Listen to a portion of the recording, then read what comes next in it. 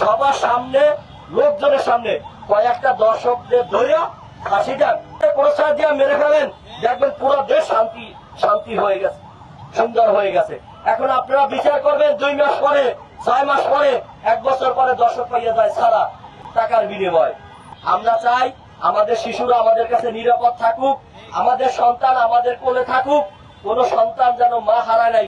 দর্শিতা বোন মাটির নিচে অন্ধকারে থাকে, আর দর্শক হাসাহাসি করে কারাগারে বসে থাকে।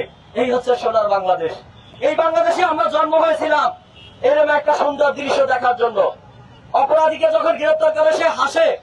এখন নতুন একটা সিস্টেম দেখেছেন আপনারা, দর্শক মাদক সেবীদের চেহারা ব্লার করে দেওয়া হচ্ছে, দোষীটা বোনের ছবি ছাড়িয়ে দেওয়া হচ্ছে। এটি কেমন বাংলাদেশ? এটা কোনো নীতিটা আছে? আমরা তো অপরাধীদের চিনতে চাই, অপরাধীদের চেহারা দেখাতে হবে যাতে লোক সমাজে সবাই অপরাধীদেরকে চিনে জানে। আমরা পুরো বাংলাদেশকে ধর্ষণ মুক্ত একটা বাংলাদেশ চাই। এখন বাংলাদেশের নাম হয়েছে ধর্ষণ বাংলাদেশ। এই কলঙ্কের অধ্যায় থেকে এই শস্য শ্যামল সুফলা সোনার বাংলাদেশকে আমরা ধর্ষণ মুক্ত একটা বাংলাদেশ হিসেবে চাই। শিশুরা নিরাপদ থাকবে, রাত নাই, দিন নাই, দুপুর নাই, যখন মনে চায় তখন তারা পথ চলবে, তাদের মতো করে বেঁচে থাকবে।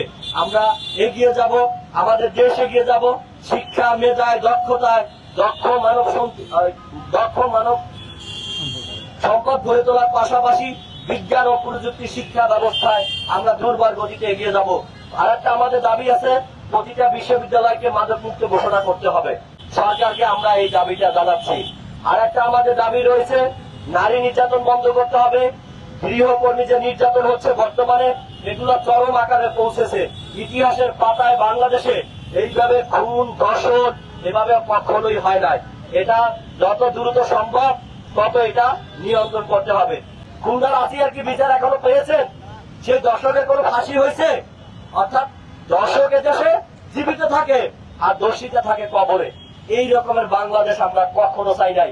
1 নম্বর কথা হচ্ছে, আমরা ধর্ষণ মুক্ত বাংলাদেশ চাই, নারী নির্যাতন মুক্ত বাংলাদেশ চাই, মাদক মুক্ত বাংলাদেশ চাই। এই কটা হচ্ছে আমাদের স্পষ্ট দাবি। এই বাংলাদেশের 90% মুসলমানের দেশে মাদক চলতে পারে না। মনে করি বর্তমান সরকার, যিনি প্রধানমন্ত্রী, তিনি দেখেছি মানবিক, সবার সাথে মিলেমিশে চলছেন। তাকে বলবো যে সামাজিক যে অবক্ষয় হচ্ছে, সমাজের আজকের যে দুরবস্থা, সেটির দিকে দয়া করে লক্ষ্য দিন।